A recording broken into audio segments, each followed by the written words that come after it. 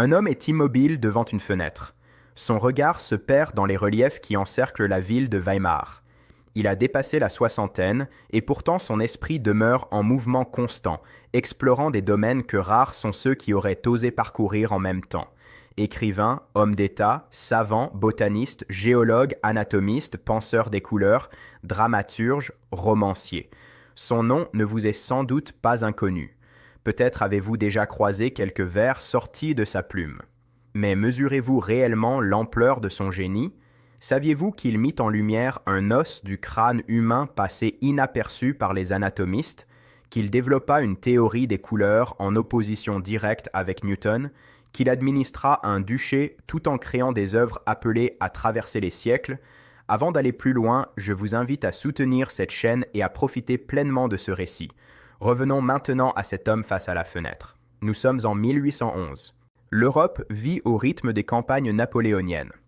Les frontières changent, les royaumes s'effondrent et renaissent dans un fragile équilibre. Et pourtant, dans le petit duché de Saxe-Weimar, relativement épargné par ses secousses, réside celui que l'on surnomme déjà le prince des poètes allemands, Johann Wolfgang von Goethe. Un nom qui résonne avec la force d'un sommet dans le paysage intellectuel européen. Mais qui était-il réellement ? Comment un seul esprit a-t-il pu embrasser autant de disciplines, produire autant d'idées, unir science et création? Et pourquoi est-il souvent considéré comme le dernier de son genre, le dernier à pouvoir prétendre saisir la totalité du savoir humain de son époque?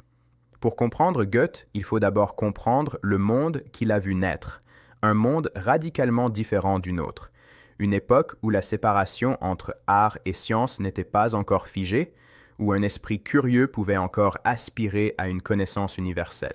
Nous sommes au milieu du XVIIIe siècle, dans une Europe morcelée en une multitude de principautés, de duchés et de villes libres.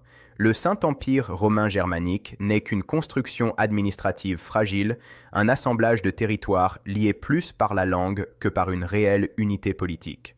L'Allemagne, telle que nous la connaissons aujourd'hui, n'existe pas encore. Elle ne verra le jour qu'en 1871. Francfort-sur-le-Main est alors une ville libre et prospère, animée par le commerce du Rhin. Marchands, banquiers, artisans et penseurs s'y croisent dans un foisonnement constant.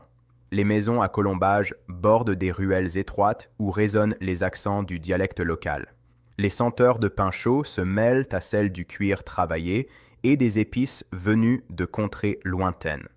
C'est dans cette ville que naît Johann Wolfgang Goethe, le 28 août 1749. Son père, Johann Caspar Goethe, est un homme sévère et méthodique. Juriste de formation, il n'exerce que peu, mais dispose d'une confortable fortune héritée, qu'il consacre presque entièrement à l'éducation de ses enfants. Sa mère, Katharina Elisabeth, issue d'une famille influente de Francfort, n'a que 17 ans lorsqu'elle donne naissance à son premier fils. La maison familiale, vaste demeure bourgeoise située dans la Grosser Hirschgraben, devient le premier univers de Wolfgang. Un monde rempli de livres, de gravures, d'objets précieux rapportés d'Italie par son père. Car Johann Caspar avait voyagé. Il avait vu Rome, Venise, Naples, admiré les vestiges antiques et les chefs-d'œuvre de la Renaissance. Ce voyage, unique dans sa vie, demeura son rêve inachevé. Les murs de la maison sont couverts de vues italiennes, de scènes mythologiques, de paysages idéalisés. Entouré de ces images, l'enfant se familiarise avec un monde qu'il n'a jamais vu mais qui nourrit déjà son imaginaire. Son éducation est hors norme. Son père refuse l'école traditionnelle et fait appel à des précepteurs rigoureusement choisis. Le jeune Goethe apprend le latin, le grec, le français, l'italien et l'anglais avec une aisance déconcertante. Là où d'autres jouent, lui écrit. À peine âgé de quelques années, il compose déjà des poèmes dans plusieurs langues. À 8 ans, une représentation théâtrale le bouleverse profondément. Le théâtre devient une passion centrale. Avec sa sœur Cornelia, de seulement 1 an sa cadette, ils montent des spectacles de marionnettes dans le grenier familial. Ils écrivent, bricolent des décors, mêlent figures antiques et récits bibliques dans des histoires inventées. Puis survient un événement majeur. En 1755, alors que Wolfgang n'a que 6 ans, le tremblement de terre de Lisbonne secoue l'Europe entière. Lorsque la nouvelle atteint Francfort, des semaines plus tard, Elle provoque stupeur et effroi. Une ville anéantie, des dizaines de milliers de morts et surtout une question vertigineuse. Comment un tel drame a-t-il pu se produire un jour de Toussaint alors que les églises étaient pleines? L'enfant écoute les débats des adultes, perçoit les hésitations des théologiens, sent les certitudes vaciller. Une idée germe lentement en lui. Le monde est peut-être plus complexe que les réponses toutes faites de la religion. L'année suivante éclate la guerre de 7 ans. Francfort, resté neutre, devient un point stratégique. Les troupes françaises occupent la ville. Un officier, le comte de Thoranc, est logé de force chez les Goeths. Pour le père, c'est une offense. Pour le fils, une révélation. Cultivé, amateur d'art, collectionneur, Thoranc transforme une partie de la maison en galerie et organise des réunions où se retrouvent officiers, artistes et intellectuels francophones. Wolfgang observe, écoute, apprend. Il perfectionne son français et découvre le théâtre classique de Racine, Corneille et Molière, des noms qui laisseront une empreinte durable sur son œuvre. Ces influences resteront durablement ancrées dans sa mémoire. Puis arrive l'étape que tout père redoute autant qu'il la prépare, le départ du fils pour l'université. Johann Caspar a tout prévu. Wolfgang suivra des études de droit à Leipzig, comme lui autrefois. Il deviendra juriste, peut-être fonctionnaire impérial. Une trajectoire sérieuse, honorable, sans éclat mais sans risque. À l'automne 1765, à seulement 16 ans, Wolfgang quitte Francfort pour Leipzig, grande cité saxonne que l'on surnomme alors le Petit Paris. Il s'installe dans une diligence massive qui cahote sur des routes mal entretenues. Le trajet s'étire sur plusieurs jours. Par la fenêtre, le jeune homme observe défiler les paysages. Les forêts de Thuringe, les villages coiffés de toits d'ardoise, les champs labourés où s'attroupent des corbeaux noirs. L'arrivée à Leipzig le trouble autant qu'elle le déçoit. La ville est prospère, animée par le commerce et célèbre pour ses foires du livre. Les étudiants y foisonnent, bruyants, vêtus d'uniformes colorés, sabres décoratifs aux côtés. Wolfgang s'inscrit bien à la faculté de droit, mais il ne fréquente les cours que par devoir. Ce qui le captive se trouve ailleurs. Il découvre les cafés littéraires où l'on débat de poésie jusqu'au petit matin, les théâtres où l'on joue les dernières œuvres venues de France, les ateliers d'artistes où il apprend le dessin auprès d'Adam Friedrich Heuser, peintre respecté qui deviendra son guide. Heuser lui transmet une idée essentielle. L'art ne consiste pas à copier la nature, mais à la comprendre, la métamorphoser, révéler ce qu'elle cache. C'est à Leipzig que Wolfgang écrit ses premiers poèmes véritablement personnels, des textes élégants, marqués par l'esthétique rococo et l'influence de la poésie galante française. Et comme souvent à cet âge, l'amour s'invite dans sa vie. Il s'éprend de Kätchen Schönkopf, la fille d'un aubergiste. Leur relation est intense, instable, faite de ruptures et de réconciliations. Ils se séparent, se retrouvent, se blessent à nouveau. Wolfgang souffre avec toute la démesure d'un premier amour contrarié. Mais cette douleur devient féconde. Il découvre que la souffrance nourrit la création, que les vers nés du chagrin ont une profondeur que l'insouciance ne permet pas. Toutefois, son corps ne suit plus. Le climat humide de Leipzig, les excès de la vie étudiante, les nuits blanches passées à écrire et à discuter épuisent sa santé. À l'été 1768, il crache du sang. La peur de la tuberculose, véritable fléau du siècle, s'empare de lui. Le retour à Francfort s'impose. Il est vécu comme une défaite. Le père est amer. Son fils revient sans diplôme, affaibli, porteur de quelques cahiers de poèmes que personne ne souhaite publier. La convalescence est longue. 18 mois d'enfermement, de régime strict, de tisanes amères et d'angoisses silencieuses. Durant cette période, Wolfgang lit sans relâche. Il se passionne pour les mystiques allemands, en particulier Jakob Böhme, dont les visions cosmiques l'impressionnent profondément. Il explore l'alchimie, l'ésotérisme, toutes ces traditions qui prétendent dévoiler les lois cachées de la nature. Il aménage un petit laboratoire dans une pièce retirée de la maison et se lance dans des expériences risquées. Sublimation du mercure, transmutation des métaux, quête de la pierre philosophale. Des vapeurs âcres s'échappent parfois par la fenêtre. Le père désapprouve, mais tolère. Que cherche Wolfgang? Le secret de la vie? Un remède à sa propre maladie? Une clé pour comprendre la création divine? Parallèlement, il fréquente un cercle piétiste animé par Susanna von Klettenberg, proche amie de sa mère. Ces protestants aspirent à une foi plus intime, moins rigide que le luthéranisme officiel. Ils lisent la Bible comme un texte symbolique, méditent, cultivent une intense vie intérieure. Wolfgang participe à leurs réunions, écoute, réfléchit, mais ne se convertit jamais pleinement. Une part de lui résiste à l'abandon total à une vérité révélée. Son esprit, avide et multiple, demeure trop attiré par la diversité du monde sensible et par la beauté de la nature. Au printemps 1770, suffisamment rétabli, il repart achever ses études. Cette fois, ce ne sera pas Leipzig, mais Strasbourg, ville impériale située à la frontière des mondes germaniques et français. On y parle aussi bien allemand que français, et les influences rhénanes et alsaciennes s'y mêlent.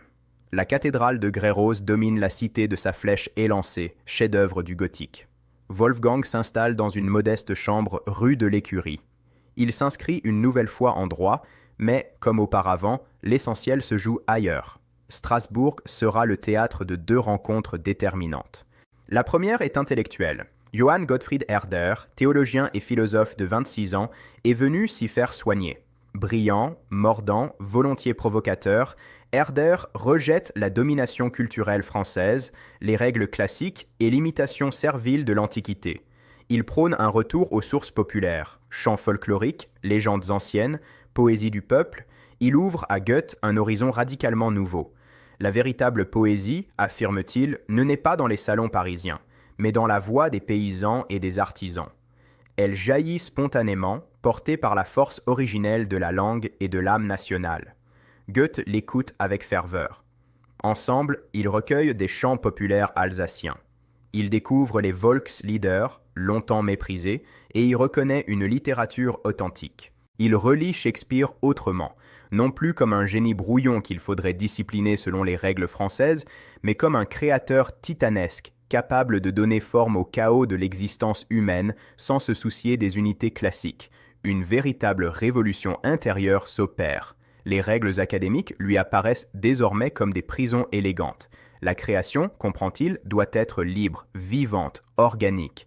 La seconde rencontre est celle de l'amour. Friederike Brion, fille d'un pasteur du village voisin de Sessenheim. Wolfgang la croise lors d'une promenade à cheval dans la campagne alsacienne. Elle a 19 ans, des yeux clairs, un rire franc. Naturelle, sincère, elle incarne tout ce que son cœur cherchait sans le savoir.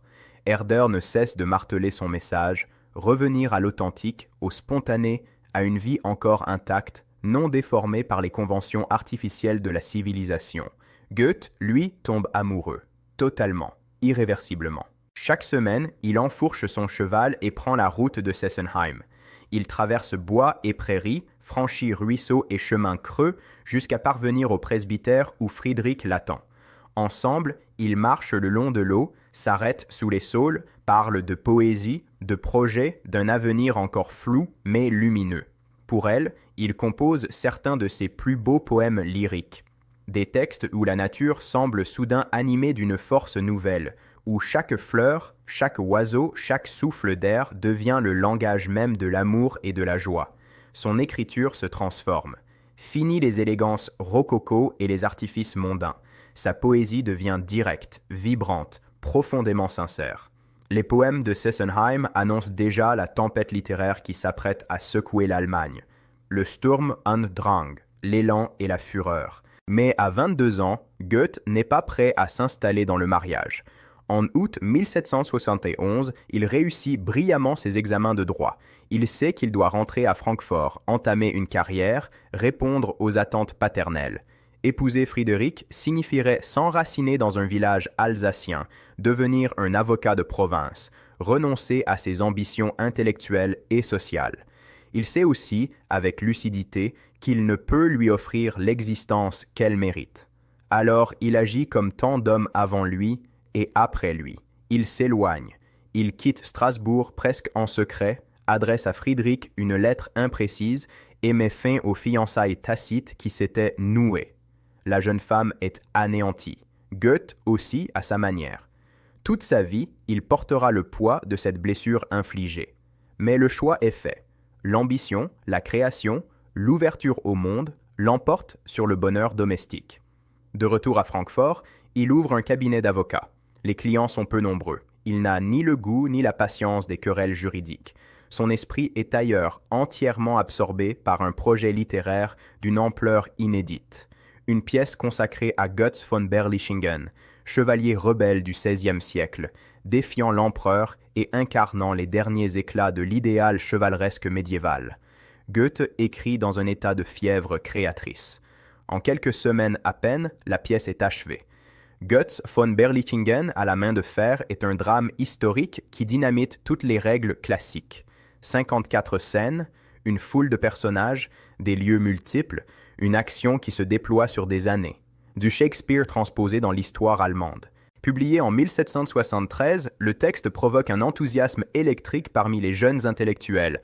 Enfin, quelqu'un ose. Enfin, une langue vigoureuse, charnelle, enracinée dans la terre et le sang, remplace l'élégance figée des modèles académiques. Le nom de Goethe circule désormais dans tous les cercles littéraires. À 24 ans, il devient l'un des porte-drapeaux d'une génération qui rejette l'imitation servile de la France et réclame une littérature allemande authentique, nourrie de son histoire et de sa culture. Mais un autre projet, mené presque simultanément, va le propulser au rang de phénomène littéraire majeur. L'histoire d'un jeune homme hypersensible, amoureux d'une femme promise à un autre, et que le désespoir conduit au suicide. Goethe puise dans sa propre expérience à Wetzlar, où il s'était rendu pour compléter sa formation juridique auprès de la cour impériale. Là, il avait rencontré Charlotte Buff, déjà fiancée à Johann Christian Kestner. Malgré l'évidence de l'impasse, il était tombé amoureux d'elle. Pendant plusieurs mois, il avait vécu cette proximité douloureuse. Être reçu dans la maison, voir Charlotte chaque jour, danser avec elle, lui parler, tout en sachant qu'elle ne lui appartiendrait jamais. Comme à Sesenheim, il avait fini par fuir. Peu après son départ, une nouvelle terrible lui parvient. Karl Wilhelm Jérusalem, jeune secrétaire de légation de son entourage, s'est donné la mort par amour pour une femme mariée. Jérusalem était un esprit cultivé, mélancolique, mal adapté aux conventions sociales. Son suicide résonne comme un cri de protestation autant que comme un acte de désespoir. Goethe mêle alors sa propre histoire à celle de Jérusalem. En 4 semaines d'écriture intense, presque fiévreuse, il compose Les souffrances du jeune Werther. Le roman paraît à la foire du livre de Leipzig en septembre 1774. L'impact est immédiat, spectaculaire. En quelques mois, Werther devient le plus grand succès éditorial du siècle. On le lit partout, on le traduit dans toute l'Europe, on le plagie, on l'adapte au théâtre. Les jeunes gens s'habillent comme le héros. Redingote bleue, gilet jaune, bottes à revers. Certains poussent l'identification jusqu'à l'extrême. Une vague de suicides romantiques traverse le continent. L'Église condamne l'ouvrage, les autorités s'alarment, mais rien ne freine le phénomène Werther. Ce n'est pas seulement un roman, c'est le manifeste d'une génération qui refuse les mariages arrangés, les carrières imposées, l'étouffement des sentiments au nom de la raison sociale. À 25 ans, Goethe est célèbre. Partout où il se rend, on le reconnaît, on l'interpelle, on sollicite sa parole. Pourtant, cette notoriété le met mal à l'aise. Il a le sentiment d'être devenu le symbole d'un désespoir romantique qu'il ne revendique pas. Lui n'a pas choisi la mort. Il a choisi l'écriture comme exutoire, la création comme transmutation de la souffrance. Werther est une catharsis, non un modèle. Mais comment faire entendre cette nuance à une jeunesse qui le voit comme un prophète de la révolte sentimentale ? Il se plonge alors dans le travail. Poèmes, fragments dramatiques, esquisses de romans s'accumulent. Il revient sans cesse à un projet qui le hante depuis l'enfance. La figure de Faust, ce savant médiéval ayant pactisé avec le diable pour obtenir le savoir absolu. Mais le sujet est immense, insaisissable. Goethe hésite, accumule notes et versions contradictoires. Faust deviendra l'œuvre de toute une vie, toujours reprise, jamais vraiment achevée, jusqu'à sa mort. Puis, en novembre 1775, une lettre arrive, une invitation qui va bouleverser son destin, celle du jeune duc Charles-Auguste de Saxe-Weimar-Eisenach.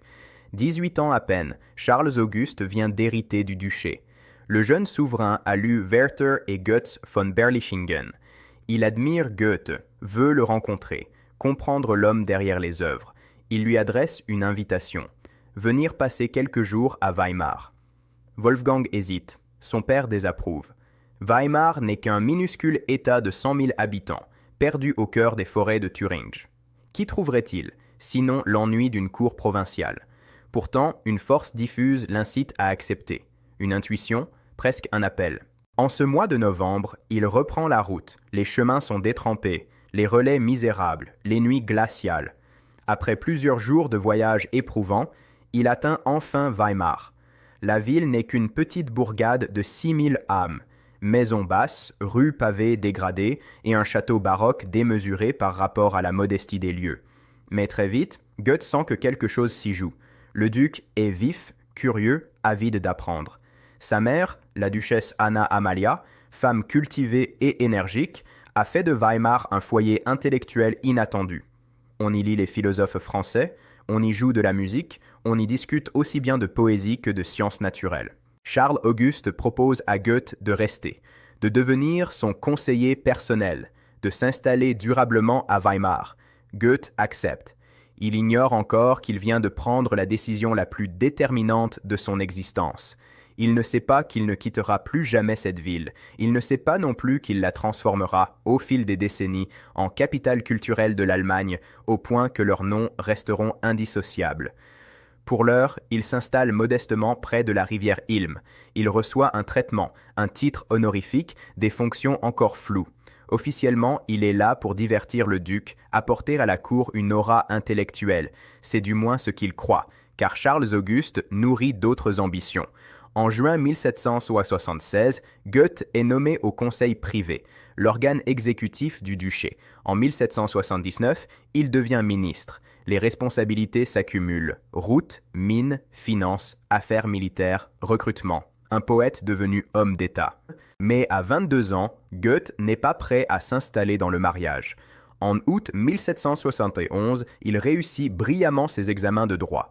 Il sait qu'il doit rentrer à Francfort, entamer une carrière, répondre aux attentes paternelles. Épouser Frédéric signifierait s'enraciner dans un village alsacien, devenir un avocat de province, renoncer à ses ambitions intellectuelles et sociales. Il sait aussi, avec lucidité, qu'il ne peut lui offrir l'existence qu'elle mérite. Alors il agit comme tant d'hommes avant lui et après lui. Il s'éloigne. Il quitte Strasbourg presque en secret, adresse à Frédéric une lettre imprécise et met fin aux fiançailles tacites qui s'étaient nouées. La jeune femme est anéantie. Goethe aussi, à sa manière. Toute sa vie, il portera le poids de cette blessure infligée. Mais le choix est fait.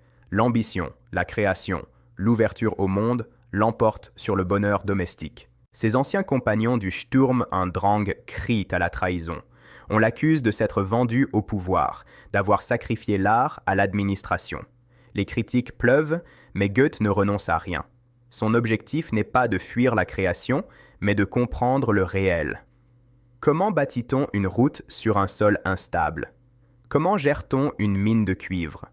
Comment équilibre-t-on le budget d'un État? Comment réforme-t-on une armée? Il se jette dans ses missions avec la même ardeur qu'il mettait jadis à écrire.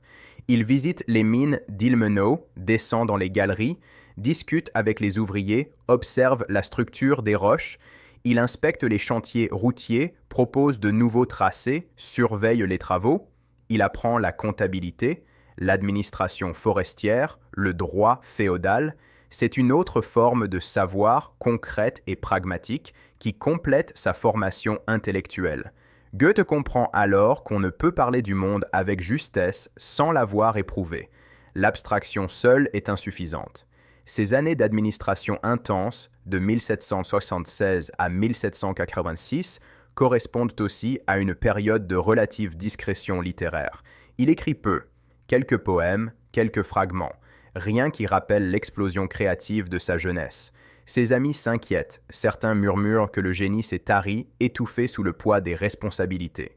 Mais en réalité, quelque chose de plus profond est en gestation. Goethe mûrit. Il transforme radicalement son rapport au monde.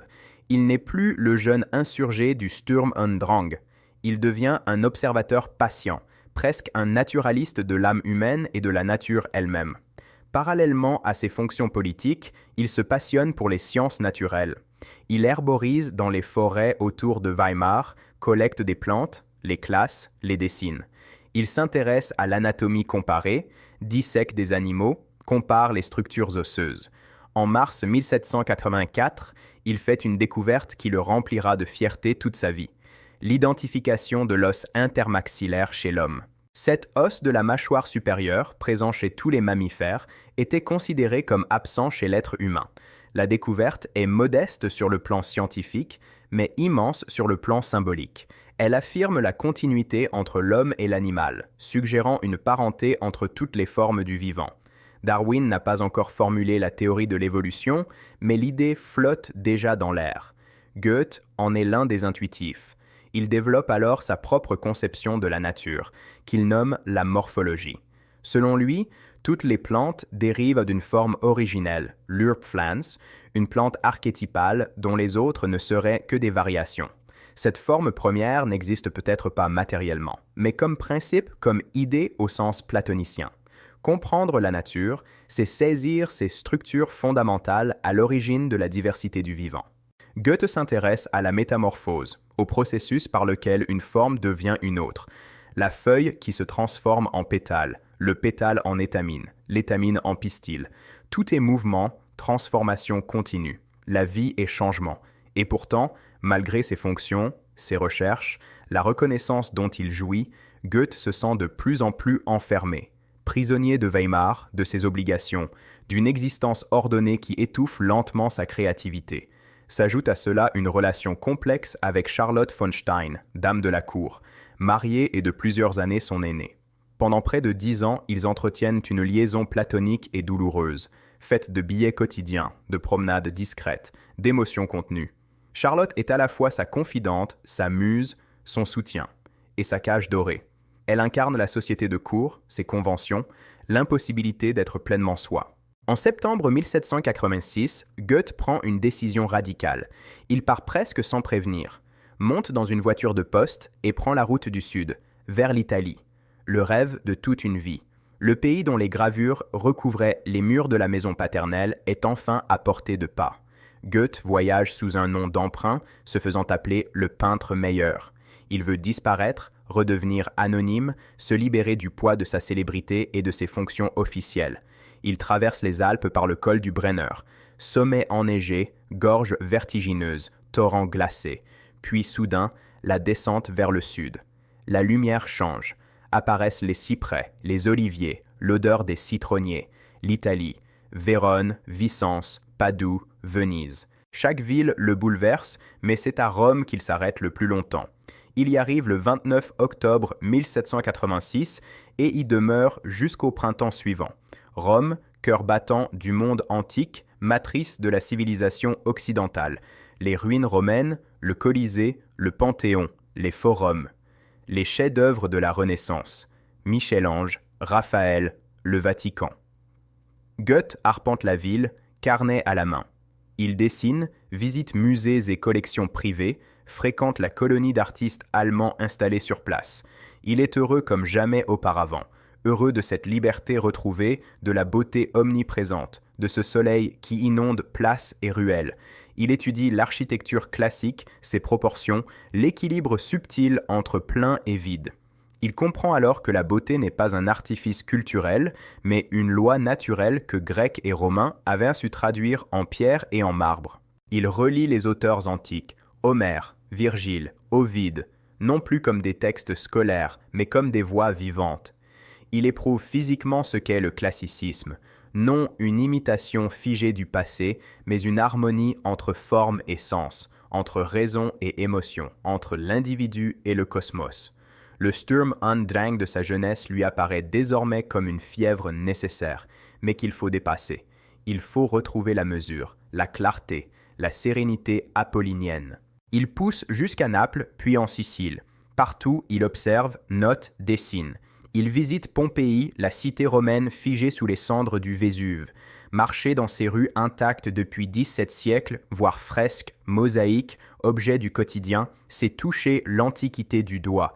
Il contemple le volcan lui-même, grimpe jusqu'au cratère, observe les fumerolles, les coulées de lave figées. Il veut comprendre les forces profondes qui façonnent la Terre. Le volcanisme devient une nouvelle obsession scientifique. Il collecte des roches, des minéraux, cherche à saisir les processus géologiques à l'œuvre. Lorsqu'il rentre à Weimar en juin 1788, après près de 2 années d'absence, il est un autre homme. Il a 40 ans. La fougue de la jeunesse est derrière lui. Il est désormais habité par un idéal d'équilibre et d'harmonie. Mais le retour est douloureux. Charlotte von Stein lui reproche ce départ sans explication. À la cour, on le trouve changé, distant. Ses fonctions ministérielles l'ennuient plus que jamais. Il négocie alors avec le duc. Il renonce à la plupart de ses charges administratives, tout en conservant un rôle de conseiller et la direction des institutions culturelles. Il veut désormais se consacrer à l'essentiel, l'art, la science, l'écriture. C'est aussi à cette époque qu'il prend une décision qui scandalise la bonne société de Weimar. Il s'installe avec Christiane Vulpius, une jeune ouvrière de 23 ans rencontrée avant son départ pour l'Italie. Christiane n'est ni noble, ni érudite, ni conforme aux canons esthétiques de l'époque. Mais elle est vivante, spontanée, chaleureuse. Avec elle, Goethe peut enfin être lui-même, sans masque social. Ils vivent ensemble sans être mariés, ce qui provoque un véritable tollé. En décembre 1789, Christiane donne naissance à un fils, Auguste. Goethe devient père à 40 ans. Il n'épousera Christiane qu'en 1806, après 17 années de vie commune, principalement pour assurer la légitimité de leur enfant. La décennie suivante voit naître l'une des plus grandes amitiés intellectuelles de l'histoire européenne. En 1794, Goethe se rapproche de Friedrich Schiller. Les deux hommes se connaissaient déjà, mais sans réelle sympathie. Schiller, de 10 ans son cadet, était l'auteur des Brigands, drame révolutionnaire qui avait embrasé l'Allemagne. Il incarnait précisément ce Sturm und Drang que Goethe estimait avoir dépassé. Mais lors d'une réunion de la Société d'histoire naturelle de Iéna, ils engagent une discussion sur la métamorphose des plantes. Schiller est fasciné par les idées de Goethe. Goethe découvre en Schiller un esprit philosophique d'une profondeur exceptionnelle. Une correspondance s'engage. Elle durera 11 ans et comptera plus de 1000 lettres. Un dialogue ininterrompu sur la littérature, l'esthétique, la morale, la politique, la philosophie. Schiller pousse Goethe à reprendre ses grands projets abandonnés, Faust en particulier. Il le harcèle amicalement. « Quand achèveras-tu Faust ? Ce matériau est trop riche pour rester à l'état de fragment. » Goethe résiste, puis finit par céder. Il ressort le manuscrit laissé de côté depuis 20 ans, en repense entièrement la structure. En 1800 paraît Faust, premier fragment. Ce n'est pas encore l'œuvre définitive, mais c'est déjà un chef-d'œuvre. L'histoire du savant qui pactise avec Méphistophélès pour accéder au savoir absolu et au plaisir terrestre. Mais le Faust de Goethe n'est pas damné comme dans la légende médiévale. Il est sauvé car son aspiration à l'infini, même errante, même coupable, demeure fondamentalement noble. Goethe et Schiller collaborent également à de nombreux projets. Ils échangent poèmes et idées de drame, se critiquent avec une franchise totale. Schiller achève Wallenstein, Marie Stuart, Guillaume Tell.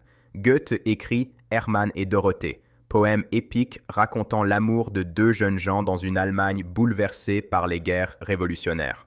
Car l'Europe s'est métamorphosée. La Révolution française a éclaté en 1789.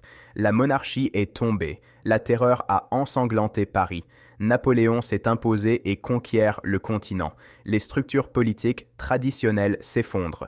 Goethe observe ces bouleversements avec un mélange de fascination et d'inquiétude. Il a assisté à la bataille de Valmy en 1792, lorsque les armées révolutionnaires françaises ont arrêté l'invasion prussienne. À ses compagnons, il avait alors déclaré « De ce lieu et de ce jour date une ère nouvelle dans l'histoire du monde. » Il ne se trompait pas. Mais il demeure méfiant envers les révolutions violentes. Il croit au progrès graduel, à la réforme prudente, à l'éducation plutôt qu'à la destruction. Il admire les idéaux de liberté, d'égalité et de raison, mais rejette la violence, le fanatisme et la démagogie. En mai 1805, Schiller meurt, emporté par une longue maladie pulmonaire. Il n'a que 45 ans. Pour Goethe, le choc est immense. Il perd plus qu'un ami. Il perd son interlocuteur essentiel, celui qui le stimulait, le poussait à créer, le comprenait mieux que quiconque. Le jour des funérailles, Goethe est trop bouleversé pour y assister. Il reste enfermé chez lui, prostré. Il a désormais 56 ans. Il sait qu'il entre dans la vieillesse. Il sait aussi qu'il ne connaîtra plus jamais une amitié comparable à celle qui l'unissait à Schiller. Mais l'histoire ne lui laisse aucun répit. Elle frappe à sa porte sous les traits d'un homme, Napoléon Bonaparte. En octobre, les armées françaises écrasent la Prusse à Jena et Auerstedt. Les troupes ennemies envahissent la région. L'armée napoléonienne occupe la Thuringe. Weimar est livrée au pillage. Des soldats ivres forcent l'entrée de la maison de Goethe. Christiane s'interpose. Elle leur fait face, sans fuir, les affronte avec un courage inattendu. Elle protège les lieux, empêche le saccage. Goethe comprend alors qu'il lui doit plus que ses biens, peut-être sa vie. C'est en partie pour la remercier, mais aussi pour la mettre définitivement à l'abri du scandale et de l'insécurité qu'il décide enfin de l'épouser. Le mariage a lieu en octobre, discrètement, dans la chapelle ducale. Quelques jours plus tard, un autre visiteur traverse Weimar, Napoléon Bonaparte en personne. Il a entendu parler de Goethe. Il souhaite le rencontrer. Le 2 octobre 1808, l'entrevue se tient au château d'Erfurt. L'empereur interroge l'écrivain sur ses œuvres. Il affirme avoir lu les souffrances du jeune Werther à plusieurs reprises. Il en critique même certaines invraisemblances. Goethe est à la fois fasciné et profondément troublé. Cet homme qui a bouleversé l'Europe, renversé des trônes, fait trembler les souverains, lui parle littérature comme un lecteur attentif et cultivé. Napoléon le décore de la Légion d'honneur. « Vous êtes un homme », lui lance-t-il en guise d'adieu. Goethe reste perplexe devant ce compliment étrange, presque énigmatique. Les années qui suivent sont celles de la pleine maturité créatrice. En 1809, il publie Les affinités électives, un roman d'une grande complexité psychologique. À travers la métaphore de la chimie, il y explore les passions humaines. Les êtres s'y attirent et se repoussent selon des lois qui rappellent les réactions chimiques. Affinité, séparation, recomposition. Le livre scandalise par son traitement audacieux de l'adultère et du désir, mais il constitue surtout une méditation profonde sur le mariage, la fidélité et le conflit insoluble entre passion et devoir. Parallèlement, Goethe entreprend son autobiographie, Poésie et vérité. Il ne s'agit pas d'une confession à la manière de Rousseau, mais d'une reconstruction littéraire de sa jeunesse. Il choisit, ordonne, interprète. Il cherche à comprendre comment le jeune Wolfgang est devenu l'homme qu'il est. Quelle logique secrète relie les événements de son existence? Comment les rencontres, les lectures, les voyages, les amours ont-ils façonné son esprit? L'autobiographie devient sous sa plume un genre nouveau. Non la vérité brute des faits, mais la vérité plus haute de leur signification. Puis vient l'Orient. À partir de 1814, Goethe se plonge dans la poésie persane. Il découvre les œuvres de Hafez, récemment traduites en allemand. C'est une révélation. Une poésie à la fois sensuelle et mystique, où le vin et l'amour deviennent métaphores du divin, où l'ivresse terrestre se confond avec l'extase spirituelle. De cette rencontre naît le Divan occidental-oriental, un recueil profondément original, inspiré de la tradition persane mais entièrement personnelle. Goethe s'y invente un double oriental, Hatem, qui dialogue avec une muse nommée Suleika. C'est une manière, pour l'homme de 65 ans, de revivre l'expérience amoureuse sous une forme sublimée, poétique et spirituelle. Car Goethe est de nouveau amoureux. Une dernière fois. Il rencontre en 1814 Marianne von Willemer, une femme de 30 ans, mariée à un banquier de Francfort. Entre eux naît immédiatement une complicité intellectuelle et poétique. Marianne écrit elle-même des poèmes. Certains de ceux qui figurent dans le divan sont d'elle, mais Goethe ne le révélera jamais publiquement. Leur amour ne sera pas consommé. Marianne reste fidèle à son mari et Goethe respecte ce choix. Mais leurs lettres vibrent d'une passion retenue, transfigurée par la poésie. Peut-être est-ce l'amour le plus pur de la vie de Goethe, entièrement spirituel, entièrement poétique. Les années passent. L'Europe napoléonienne s'effondre. Waterloo, en juin 1815, marque la fin de l'épopée impériale. La Restauration replace les anciens souverains sur leur trône. Le Congrès de Vienne redessine la carte du continent. Goethe observe ces bouleversements avec un certain détachement. Les guerres, les révolutions, les régimes passent. L'art et la science demeurent. Il se retire de plus en plus dans son travail. Sa maison de Weimar devient un sanctuaire où affluent pèlerins et admirateurs venus de toute l'Europe. On vient voir le grand homme, recueillir ses paroles, lui poser des questions. Mais Goethe n'est pas un sage figé hors du monde. Il continue à créer, à chercher, à explorer. Il reprend avec passion ses recherches scientifiques. Sa grande obsession de ces années est la théorie des couleurs. Depuis son séjour italien, il doute des conclusions de Newton. Selon Newton, la lumière blanche contient en elle toutes les couleurs, révélées par le prisme. Goethe soutient l'inverse. Pour lui, les couleurs naissent de la tension entre lumière et obscurité, entre clarté et ténèbres. Le jaune serait une lumière obscurcie, le bleu une obscurité éclaircie. Les couleurs sont des phénomènes de seuil, de transition. Il consacre des années à des expériences minutieuses. Il construit des dispositifs optiques, observe les ombres colorées, les réfractions, les effets atmosphériques. Il en tire un ouvrage massif, le Traité des couleurs, publié en 1810. C'est l'œuvre scientifique dont il est le plus fier encore que de Faust, dira-t-il un jour. Mais la communauté scientifique rejette ses thèses. Newton demeure l'autorité incontestée. La physique mathématique triomphe. Goethe, avec son approche qualitative et phénoménologique, est perçu comme un amateur égaré. Ce rejet le blesse profondément. Il reste convaincu d'avoir raison. Newton a certes découvert des lois efficaces, mais il a manqué l'essence même du phénomène coloré. La science moderne a finalement donné raison à Newton sur le plan quantitatif. Ces équations décrivent avec une précision remarquable les lois de la lumière. Mais certaines intuitions de Goethe n'ont pas disparu. Sa manière d'aborder les couleurs comme des phénomènes vécus, perçus, situés à l'interface entre le monde et la conscience, a trouvé des échos durables dans la psychologie de la perception et dans la phénoménologie du XXe siècle. Goethe posait en réalité une autre question que Newton. Non pas comment mesurer et calculer les couleurs, mais comment les voyons-nous ? Comment apparaissent-elles à l'œil et à l'esprit humain ?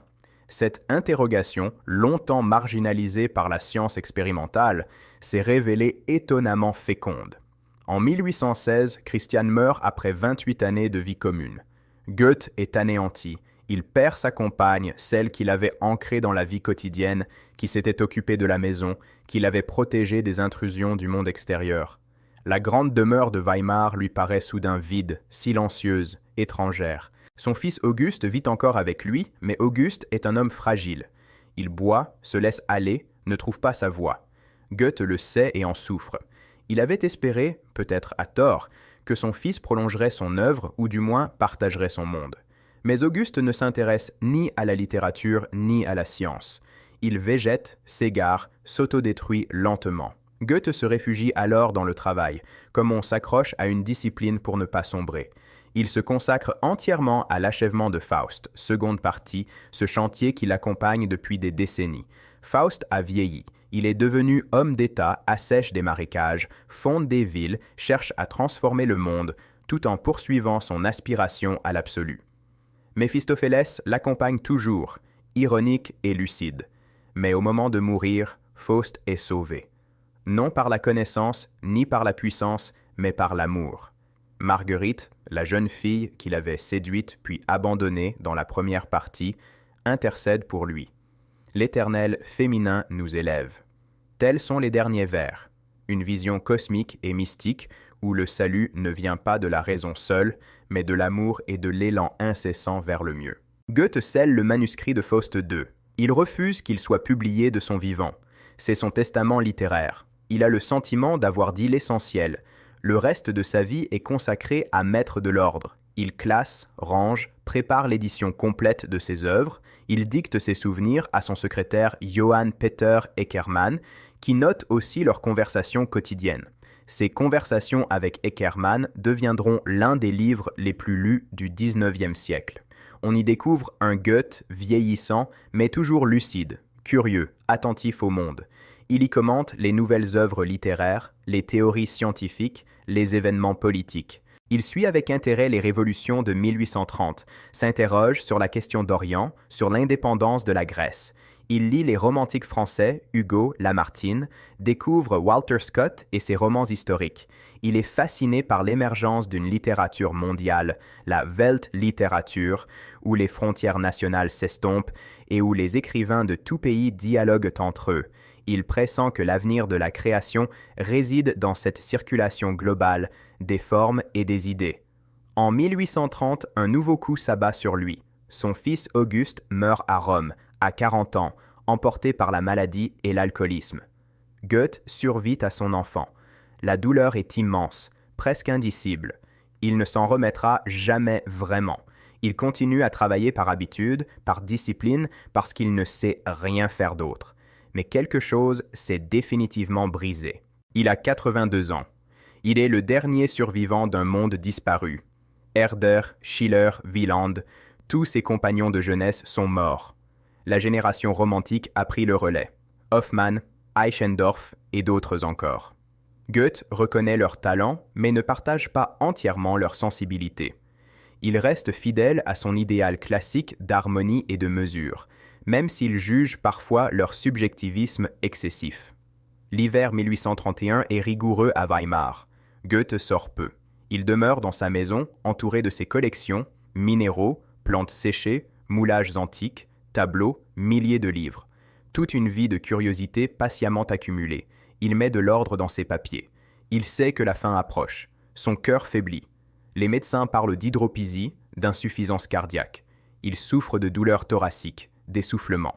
Le 22 mars 1832, il reçoit Eckermann pour la dernière fois.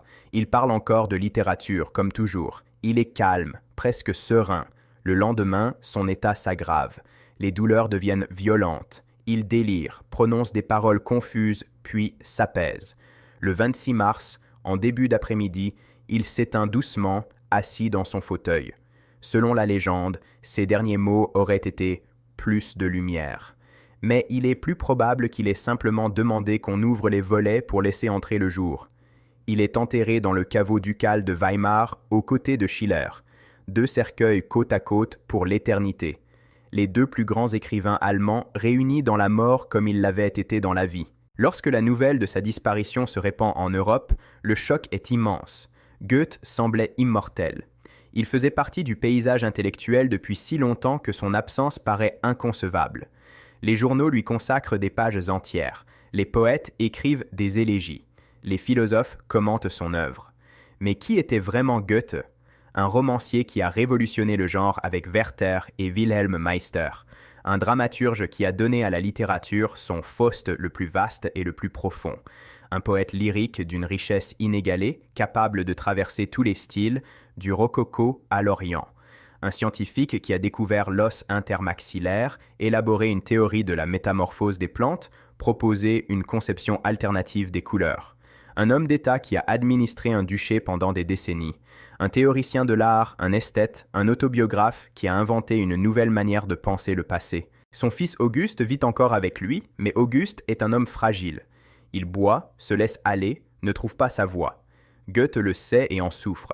Il avait espéré, peut-être à tort, que son fils prolongerait son œuvre ou du moins partagerait son monde. Mais Auguste ne s'intéresse ni à la littérature ni à la science. Il végète, s'égare, s'autodétruit lentement.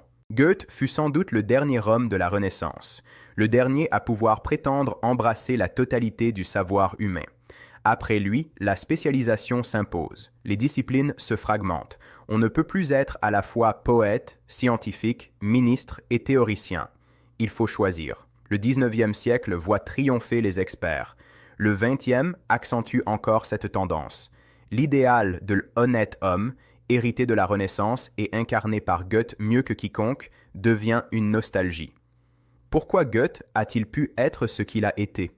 Plusieurs facteurs se conjuguent. D'abord, le moment historique. Il vit à la charnière de 2 mondes, entre l'Ancien Régime et la modernité, entre les Lumières et le romantisme. Tout est encore possible. Ensuite, les conditions matérielles. Goethe n'a jamais eu à vivre de sa plume. Issu d'un milieu aisé, puis soutenu toute sa vie par le duc de Weimar, il a bénéficié d'une sécurité financière exceptionnelle qui lui a permis de se consacrer entièrement à la recherche, à l'art et à la pensée. C'est dans cet équilibre fragile, aujourd'hui disparu, qu'a pu naître une œuvre aussi vaste, une œuvre qui continue, 2 siècles plus tard, à éclairer notre rapport au monde, à la nature et à nous-mêmes. Cette sécurité matérielle lui a permis de se consacrer entièrement à ses recherches sans le souci du lendemain. Combien de génies potentiels se sont perdus dans la nécessité de survivre? Combien d'esprits brillants ont été étouffés par la pauvreté, contraints d'abandonner leurs aspirations les plus profondes? Goethe a bénéficié de ce privilège rare, le temps de lire, d'observer, d'expérimenter, de rêver. Il a aussi eu la chance de vivre longtemps, 82 ans, à une époque où l'espérance de vie dépassait rarement 60 ans. 6 décennies de production intellectuelle ininterrompue. On ne peut s'empêcher de rêver à ce qu'auraient donné Schiller, Mozart ou tant d'autres s'ils avaient connu une telle longévité. La durée de la vie de Goethe lui a permis d'accumuler savoir et expérience, de faire mûrir ses idées, de reprendre ses œuvres, de dialoguer avec plusieurs générations. Mais il n'y a pas que les circonstances, il y a aussi la personnalité même de Goethe, sa curiosité insatiable, son refus de se laisser enfermer dans une seule discipline, sa conviction profonde que tout est lié, que la nature forme un tout organique et que la poésie et la science poursuivent au fond le même objectif, comprendre et exprimer l'harmonie du monde. Pour lui, observer la métamorphose d'une plante et écrire un poème lyrique relevait d'une seule et même quête. Toutes deux cherchent à saisir la vie dans son mouvement, sa transformation, son devenir. Cette vision unitaire du savoir, Goethe la partage avec les penseurs de la nature-philosophie, ce courant philosophique et scientifique qui fleurit en Allemagne à son époque. Schelling, Hegel, les frères Humboldt. Tous cherchent une science qui ne soit pas seulement analytique et quantitative, mais aussi synthétique et qualitative. Une science qui intègre le sujet observant, qui ne sépare pas l'homme de la nature, qui refuse le dualisme cartésien entre esprit et matière. Cette approche sera largement balayée par le triomphe de la science positiviste et mathématisée du XIXe siècle, mais elle contenait des intuitions profondes qui réapparaîtront plus tard, notamment dans la phénoménologie et dans la pensée écologique contemporaine. Goethe croyait aussi profondément à la Bildung, un concept presque intraduisible qui signifie à la fois éducation, formation et transformation de soi. L'être humain n'est pas un donné fixe, mais un devenir.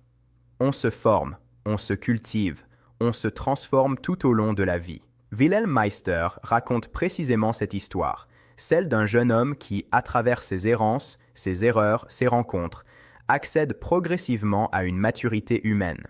La Bildung n'est pas l'accumulation de connaissances mortes, mais l'intégration organique du savoir et de l'expérience, qui transforme la personne elle-même.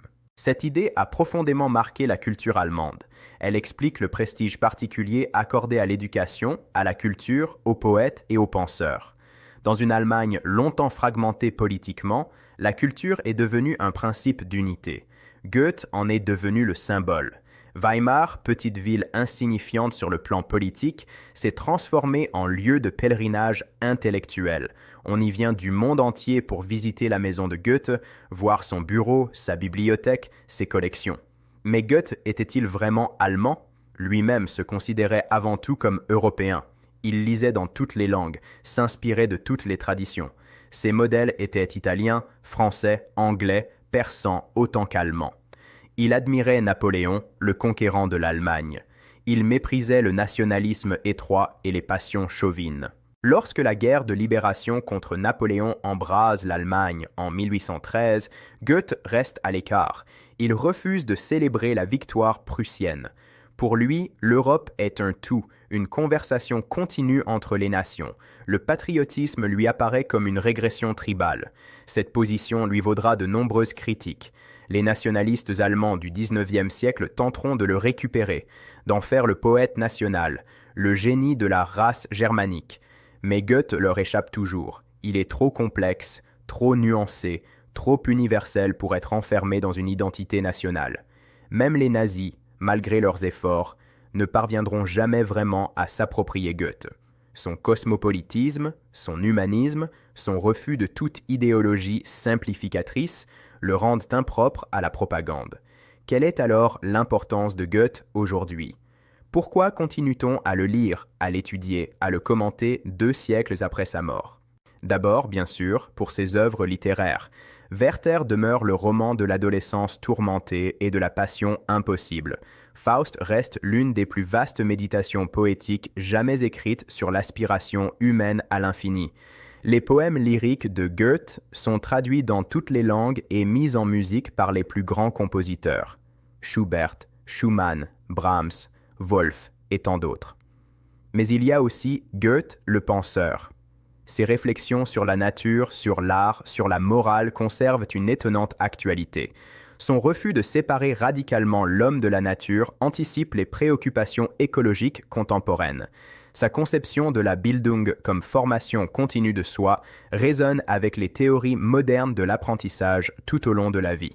Sa théorie des couleurs, même si elle a été scientifiquement invalidée, pose des questions essentielles sur la perception et sur le rapport entre objectivité scientifique et expérience vécue.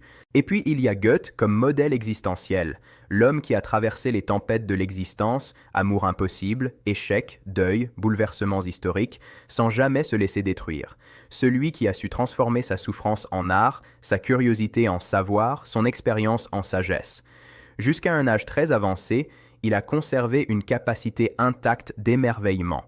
À plus de 80 ans, il pouvait encore s'enthousiasmer pour une plante nouvelle, une théorie scientifique audacieuse, un jeune poète prometteur. Cette vitalité intellectuelle, cette curiosité inextinguible est peut-être son plus bel héritage. Dans un monde qui pousse à la spécialisation étroite, à l'enfermement dans une discipline unique, à la course aux publications et aux citations, Goethe rappelle qu'il est possible d'embrasser le large, de relier les savoirs, de cultiver simultanément plusieurs passions. Bien sûr, on ne peut plus être un Goethe au sens où il l'était lui-même. Les connaissances humaines ont trop augmenté pour qu'un seul esprit puisse les maîtriser toutes.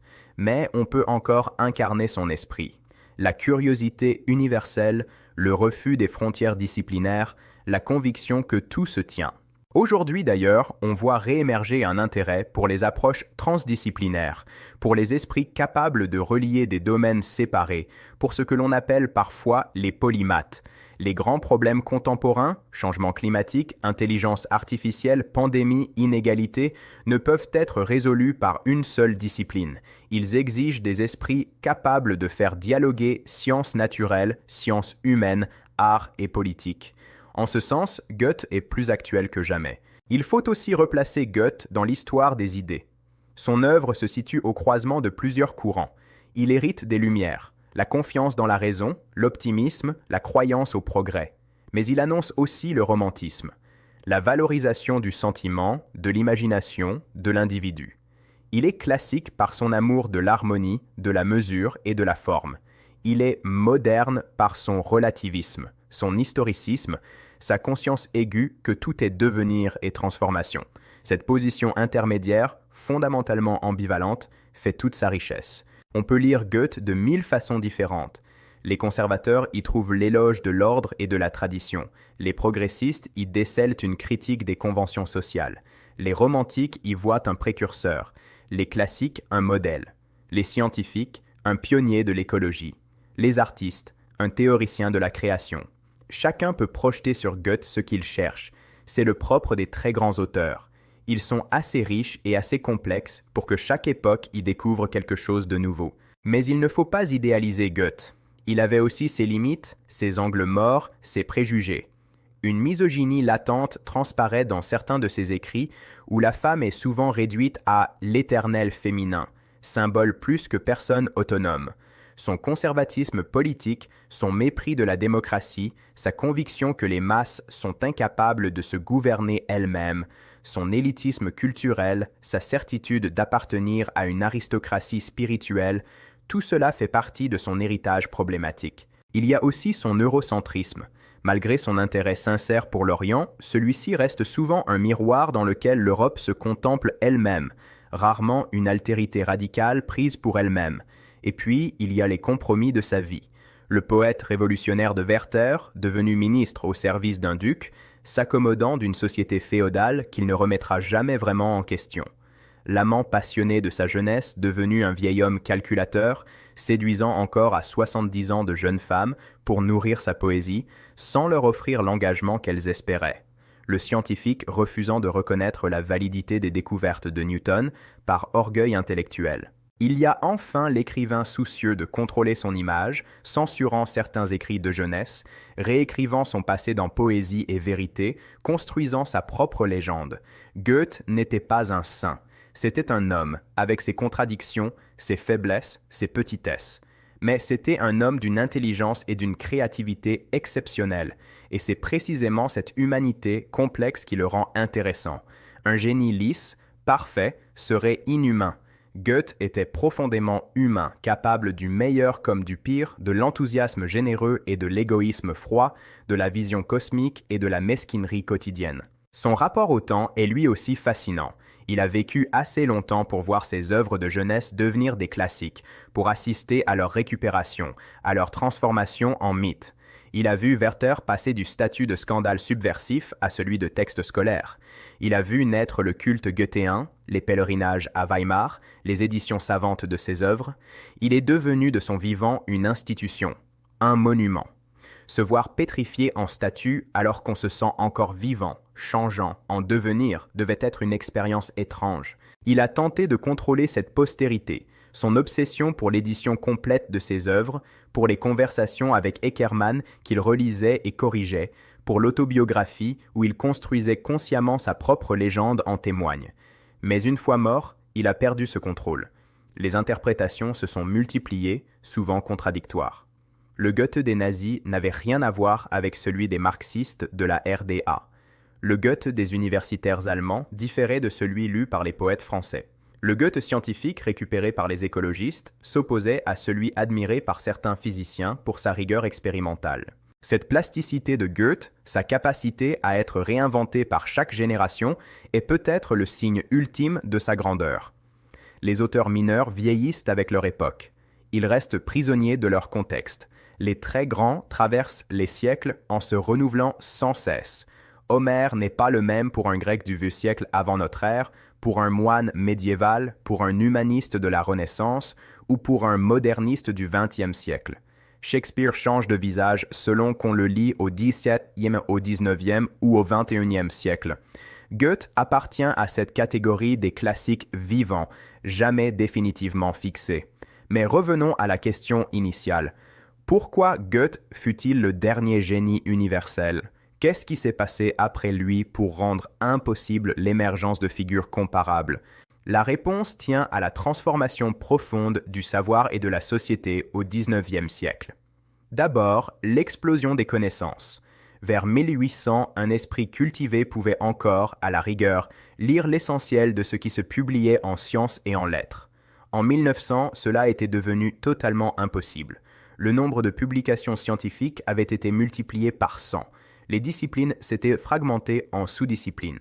La physique se divisait en mécanique, thermodynamique, électromagnétisme, optique. La biologie en zoologie, botanique, anatomie, physiologie, embryologie. Il devenait impossible de maîtriser pleinement ne serait-ce qu'un seul de ces champs, encore moins leur totalité. À cette explosion s'ajoute la professionnalisation des savoirs. Au XVIIIe siècle, la science était encore largement l'affaire d'amateurs éclairés, de gentlemen scholars qui poursuivaient leurs recherches dans leur château, leur cabinet ou leur laboratoire privé. Cette époque touche alors à sa fin. Au XIXe siècle, la science devient une profession à part entière. On crée des instituts de recherche, des universités spécialisées, des revues savantes avec comité de lecture. Pour être pris au sérieux, il faut désormais occuper un poste universitaire, publier dans les bonnes revues, appartenir aux bonnes sociétés savantes. Le dilettante génial n'a plus sa place. À cela s'ajoute la mathématisation croissante des sciences. Goethe pouvait encore pratiquer une science qualitative, descriptive, phénoménologique. Après lui, la physique devient un langage mathématique presque pur.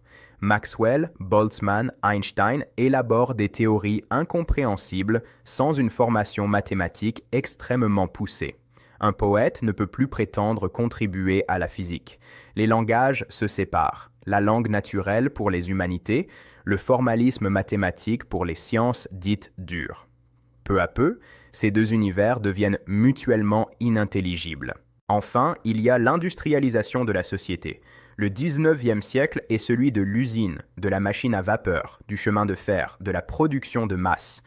Une civilisation technicienne s'installe, qui valorise l'efficacité, la spécialisation, la division du travail. Le modèle de l'honnête homme cultivé, qui savait un peu de tout, cède la place à celui de l'expert, qui sait tout d'un domaine étroit. C'est plus rentable, plus productif. La société industrielle n'a pas besoin de génies universels. Elle a besoin d'ingénieurs, de chimistes, de comptables, chacun excellent dans sa spécialité. Ce processus était déjà en cours du vivant de Goethe. Il en était conscient et il s'en inquiétait. Il voyait venir ce monde fragmenté, spécialisé, désenchanté. Il tentait d'y résister, de maintenir une vision unitaire du savoir, mais il savait qu'il était probablement le dernier de son espèce. Après lui, les poètes seraient seulement poètes, les scientifiques seulement scientifiques, les hommes d'État seulement politiques. L'esprit de la Renaissance était définitivement révolu. Est-ce une perte? Oui et non. Oui, parce que la spécialisation appauvrit la vision globale. Un physicien qui ignore tout de l'histoire ou de la littérature aura une compréhension tronquée de la réalité humaine. Un philosophe coupé des sciences naturelles risque de construire des systèmes abstraits déconnectés du monde réel. Le dialogue entre disciplines s'appauvrit, chacun parle son jargon, incompréhensible aux autres. La culture commune se délite. Mais non aussi, parce que la spécialisation a permis des progrès immenses. La médecine moderne, qui sauve des millions de vies, n'aurait jamais pu naître sans une hyper-spécialisation. Un chirurgien cardiaque ne peut pas être poète à temps partiel. Il lui faut des années de formation intense, de pratiques concentrées, pour acquérir les compétences nécessaires. Il en va de même en physique, en biologie moléculaire, en informatique. Les problèmes sont devenus trop complexes pour qu'un dilettante puisse y contribuer utilement. La vraie question est donc ailleurs.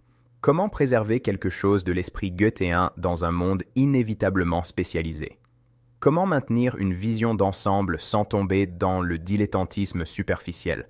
Comment relier des savoirs fragmentés? C'est peut-être là le défi central de notre époque. Paradoxalement, les nouvelles technologies offrent des outils pour y répondre. L'intelligence artificielle permet de traiter des quantités d'informations autrefois impossibles à maîtriser. Les bases de données, les moteurs de recherche, les outils de visualisation rendent accessibles des pans entiers du savoir. Mais la technologie ne suffit pas. Il faut aussi cultiver un esprit, une attitude, la curiosité pour ce qui sort de son domaine, le refus de s'enfermer dans sa spécialité, la conviction que tout est relié, que les grands problèmes sont transversaux. Il faut aussi de l'humilité, reconnaître qu'on ne peut pas tout savoir, mais qu'on peut au moins essayer de comprendre comment les différents savoirs s'articulent entre eux. C'est peut-être cela, finalement, l'héritage le plus vivant de Goethe, non pas la maîtrise universelle, devenue impossible, mais l'aspiration à l'universel, toujours nécessaire. Et que reste-t-il de Goethe aujourd'hui? Concrètement, Weimar est devenue une ville-musée, entièrement dédiée à son souvenir et à celui de Schiller. On visite la maison de Goethe, transformée en musée national. On y voit son bureau disposé exactement comme il l'avait laissé, ses collections de minéraux, ses herbiers, ses bustes antiques, sa bibliothèque de 5000 volumes, son lit de mort. Tout est soigneusement préservé, étiqueté, expliqué. Des millions de touristes défilent chaque année, prennent des photos, achètent des souvenirs. Est-ce ainsi que Goethe aurait voulu être célébré? Cette muséification de sa vie, lui qui détestait l'immobilité, qui pensait tout en termes de mouvement, de devenir, de transformation? Peut-être aurait-il préféré qu'on lise réellement ses œuvres, qu'on discute ses idées, qu'on les critique, qu'on les fasse vivre, plutôt que de les embaumer dans le formol de l'admiration respectueuse. Mais c'est le destin de tous les grands hommes, devenir monument, symbole, objet de commémoration officielle. Ses œuvres restent lues, certes, mais surtout dans le monde germanophone. En France, on connaît Werther et peut-être quelques poèmes. Faust est souvent lu en extrait, rarement dans son intégralité. Les écrits scientifiques sont presque totalement ignorés, sauf par quelques spécialistes. En Angleterre, Goethe est respecté, mais aux États-Unis, il n'est guère plus qu'un nom dans les manuels de littérature. Seule l'Allemagne entretient encore une véritable culture goethéenne. Et même là, combien de jeunes Allemands lisent aujourd'hui Wilhelm Meister ou les affinités électives? La langue constitue un obstacle majeur. Goethe en allemand est d'une beauté exceptionnelle. Musicalité, précision, richesse du vocabulaire. En traduction, quelque chose se perd inévitablement. Et contrairement à Shakespeare ou à Cervantes, Goethe n'a pas créé des intrigues ou des personnages qui survivraient indépendamment de la langue. Faust et Méphistophélès sont connus, Werther aussi, mais Goethe est avant tout un styliste, un penseur, un écrivain dont le génie réside autant dans la forme que dans le fond. Or la forme est précisément ce qui se traduit le moins. Il y a aussi le problème de la longueur et de la complexité. Faust dépasse les 10 000 vers, traverse le mythe grec, la politique moderne, la magie, l'économie, sans fil narratif évident. C'est un défi même pour un lecteur germanophone cultivé. Pour un lecteur étranger, c'est souvent décourageant. Wilhelm Meister s'étend sur des centaines de pages, multiplie les digressions et les personnages secondaires avec une construction qui déroute les lecteurs habitués aux romans modernes bien calibrés. Goethe exige du temps, de l'attention, une culture préalable. Il ne se donne pas facilement dans une époque de lecture rapide, de consommation culturelle accélérée, de séries en flux continu et de messages instantanés. Qui a encore la patience de lire Les années d'apprentissage de Wilhelm Meister? Le constat est mélancolique. Les œuvres qui ont façonné la culture européenne pendant 2 siècles s'éloignent peu à peu, deviennent patrimoine plus que présence vivante. Peut-être est-ce inévitable. Chaque époque a ses auteurs, ses références, ses classiques vivants. Goethe appartenait au XIXe siècle. Nous sommes au XXIe. Les questions qui nous occupent ne sont plus exactement les mêmes. Le romantisme du sentiment individuel ne résonne plus comme autrefois. L'aspiration faustienne à dominer la nature apparaît désormais davantage comme un avertissement que comme un idéal. La Bildung aristocratique laisse place à des conceptions plus démocratiques et pragmatiques de l'éducation. Et pourtant, quelque chose persiste, une intuition fondamentale que Goethe a formulée et qui demeure profondément actuelle. Le monde est un, la nature est vivante, tout est métamorphose et transformation. L'être humain n'est jamais achevé, toujours en devenir. La connaissance véritable ne sépare pas le sujet de l'objet, mais cherche leur harmonie. Ces idées résonnent aujourd'hui dans l'écologie profonde, dans la phénoménologie, dans certaines critiques de la science réductionniste, dans la quête d'une spiritualité non dogmatique. Goethe nous a aussi laissé une question qui nous concerne directement. Comment vivre pleinement dans un monde qui nous pousse à nous fragmenter, à nous spécialiser, à nous réduire à des fonctions? Comment rester entier dans une civilisation qui nous demande sans cesse d'être partiel? Comment faire cohabiter en soi l'esprit et le corps, la rigueur de la raison et la vibration du sentiment, l'analyse méthodique et l'élan intuitif? Goethe ne propose ni méthode toute faite, ni doctrine à suivre. Sa réponse tient dans sa propre existence. Il montre que cette unité est possible, à une seule condition, la vouloir vraiment. Résister aux forces de dispersion, ne pas se laisser morceler par le monde extérieur, préserver une cohérence intérieure malgré la multiplicité des expériences. Chez Goethe se dessine aussi une véritable sagesse de l'âge, capable de parler à nos sociétés vieillissantes. Mort à 82 ans, il est demeuré créateur jusqu'à ses derniers jours. Il prouve que vieillir ne signifie pas se figer, que l'on peut rester curieux, réceptif, ouvert, jusque sur le seuil de la mort. Ses œuvres tardives, ses derniers écrits, ses échanges avec Eckermann portent la voix d'un vieil homme, mais d'un vieil homme pleinement vivant. On n'y trouve ni amertume, ni repli sur soi, ni répétition stérile.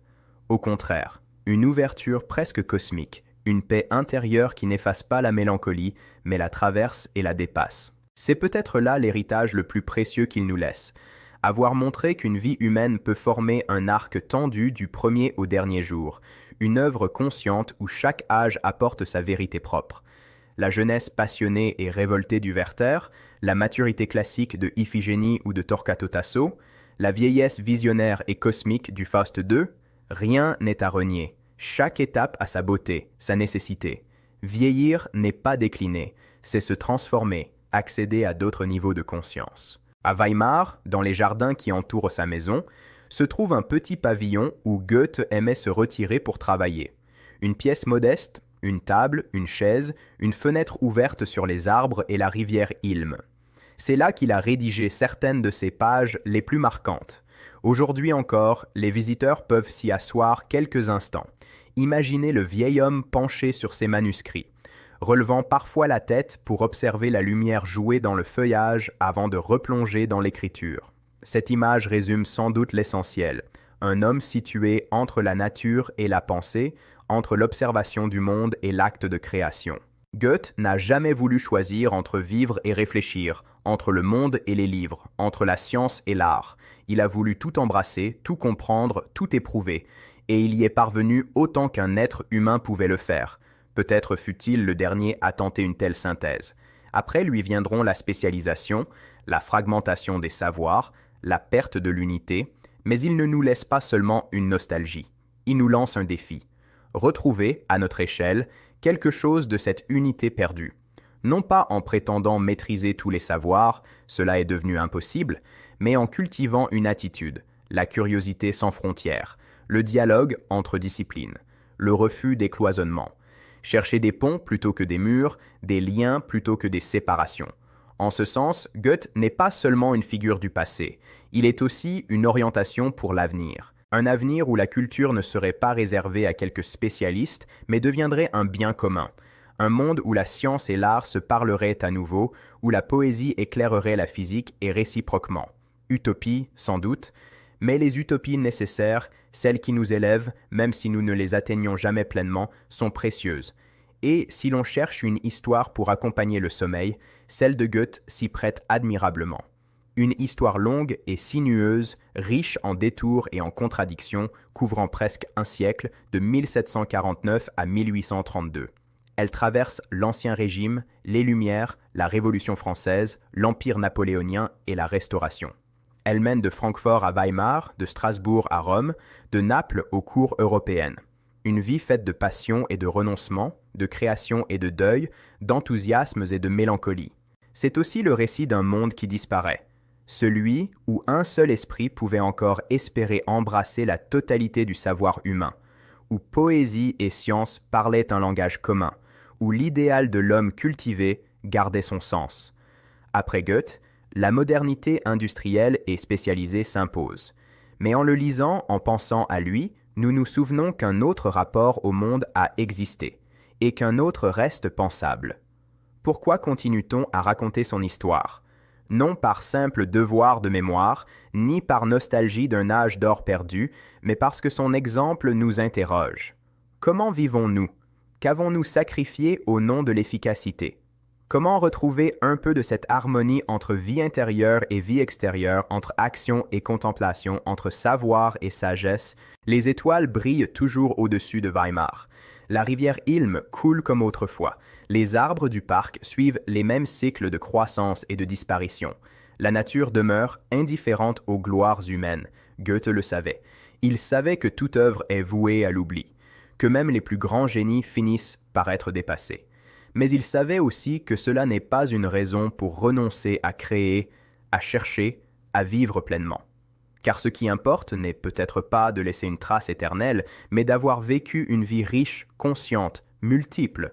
Goethe a exploré presque toutes les dimensions de l'existence humaine, l'amour et l'amitié, la création artistique et la recherche scientifique, l'engagement politique et la méditation philosophique, le voyage et l'enracinement, la passion et la sérénité.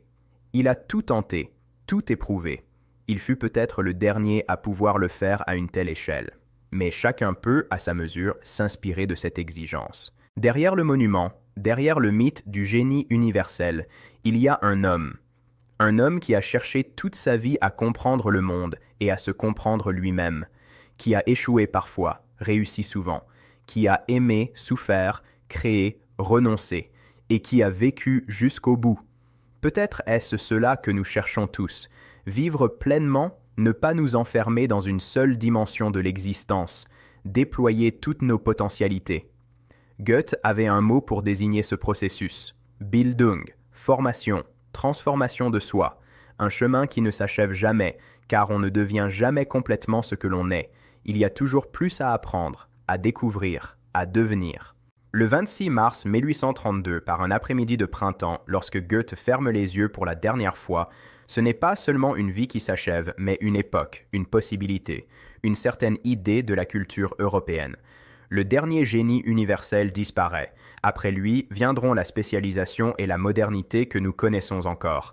Mais avant de partir, il a laissé une œuvre immense. Poèmes, pièces de théâtre, romans, traités scientifiques, essais esthétiques, autobiographie, correspondance monumentale. Et surtout, il a laissé un exemple, celui d'un homme qui a refusé de choisir, qui a voulu être à la fois poète et scientifique, homme d'État et philosophe, amant et sage.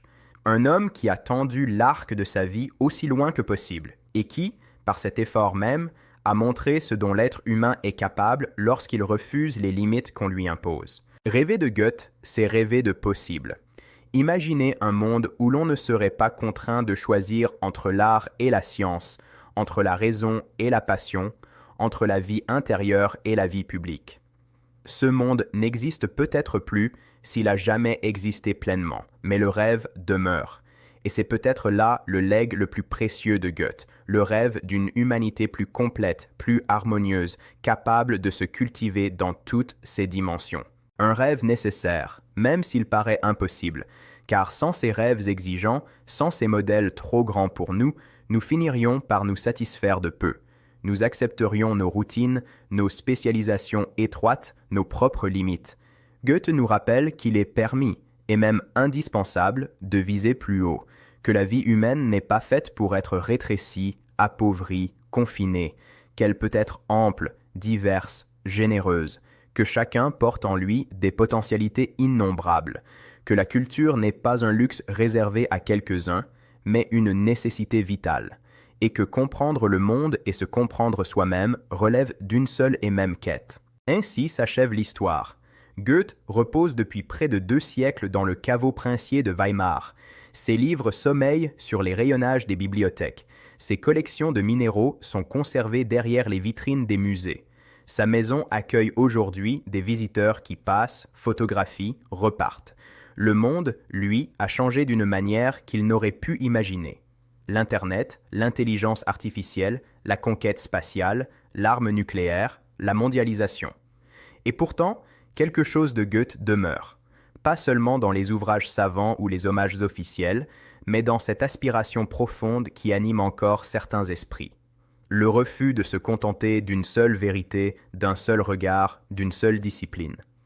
Cette soif de totalité, ce désir de relier ce que le monde moderne sépare, qui définissait Goethe et qui peut encore nous inspirer, même si nous ne pouvons plus l'incarner comme lui. Le dernier génie universel d'Europe est mort, mais l'élan qui l'animait peut renaître chaque fois qu'un esprit refuse l'enfermement, cultive la curiosité et cherche les liens plutôt que les frontières.